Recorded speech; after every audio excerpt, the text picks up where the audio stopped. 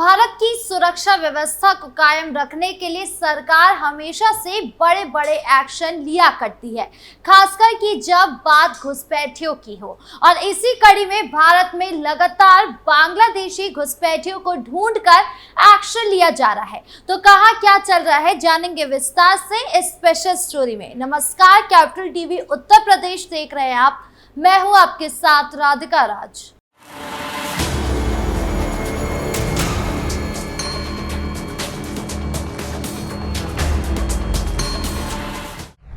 बांग्लादेश नागरिकों पर बड़ी कार्रवाई। सबसे पहले बात करें राजस्थान की, तो भारत पाकिस्तान तनाव के बीच राजस्थान में स्पेशल टास्क फोर्स ने बड़ी कार्रवाई को अंजाम दिया है। उन्होंने प्रदेश के अजमेर जिले में पुलिस के साथ मिलकर अवैध रूप से भारत में रह रहे बांग्लादेशी नागरिकों के खिलाफ सख्त कदम उठाते हुए एक और व्यक्ति को हिरासत में लिया है। इस कार्रवाई के साथ अब तक अजमेर में 31 बांग्लादेशी नागरिकों को पकड़ा जा चुका है।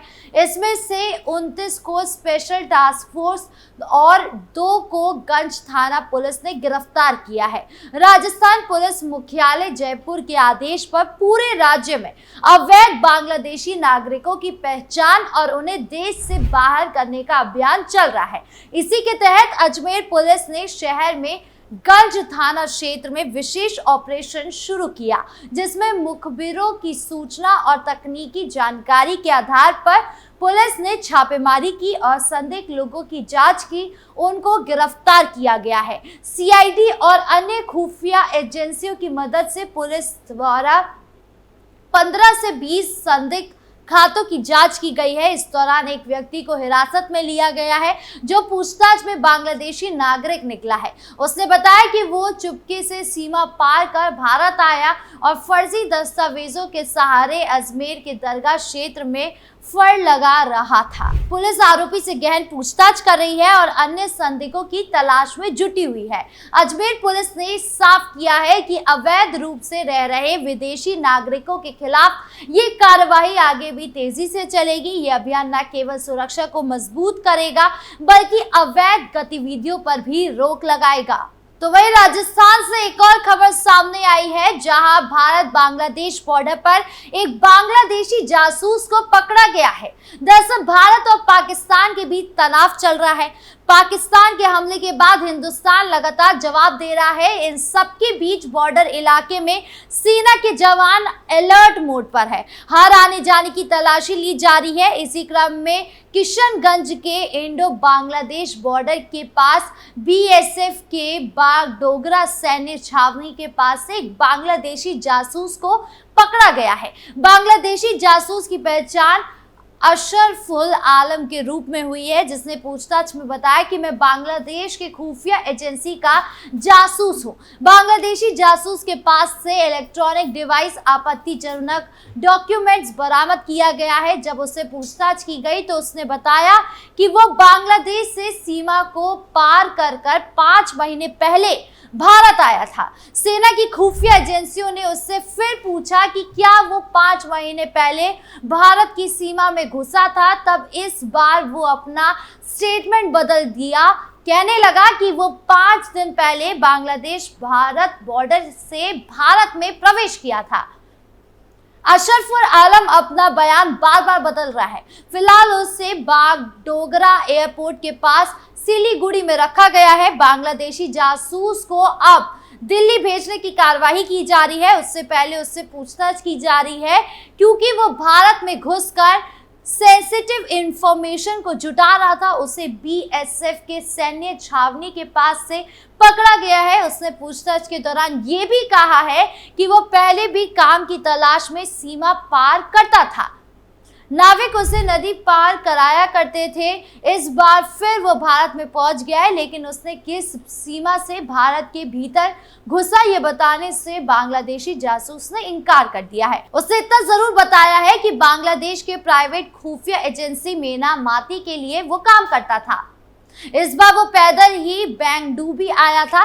उसकी बातें सुनकर अधिकारी भी हैरान रह गए। अब इस बात की सूचना बांग्लादेशी दूतावास को भी जाएगी। एजेंसी ये पता लगा रही है कि गिरफ्तार बांग्लादेशी जासूस का नेटवर्क कितना बड़ा है। बता दें कि बांग्लादेशी जासूस के पकड़े जाने से पहले 7 मई को मोतिहारी में भी 4 चीनी नागरिकों को पकड़ा गया, साथ ही 2 महिलाएं भी पकड़ी गई।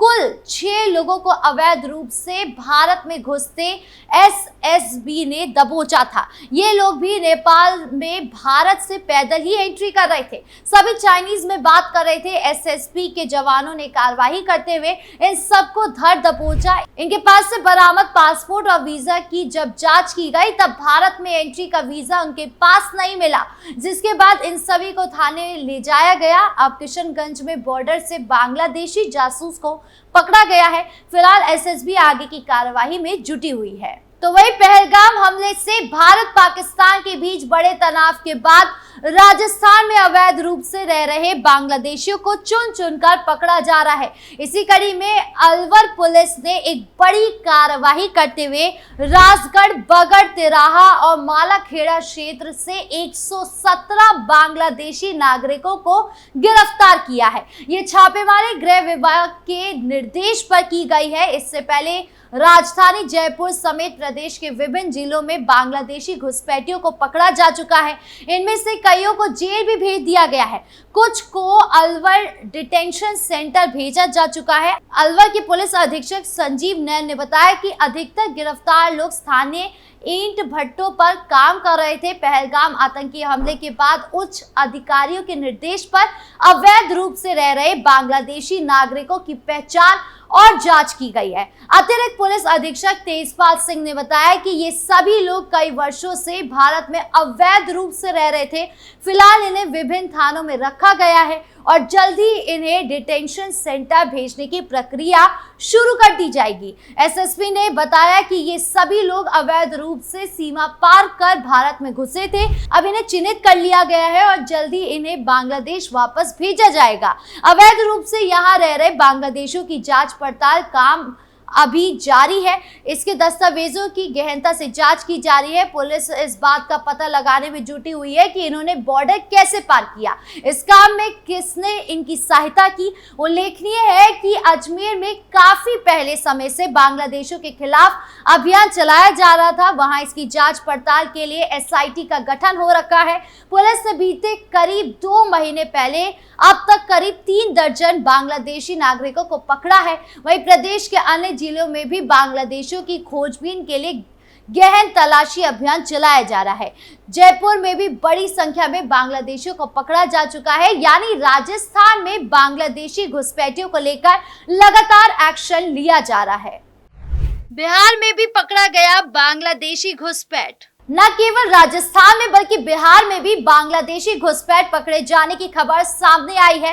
भारत पाक तनाव के बीच ढाका से नेपाल आए 5 बांग्लादेशियों पर भी खुफिया विभाग की कड़ी नजर है। 3 माह पूर्व बांग्लादेश के ढाका से 5 तबलीगी जमात से जुड़े लोग नेपाल पहुंचे थे।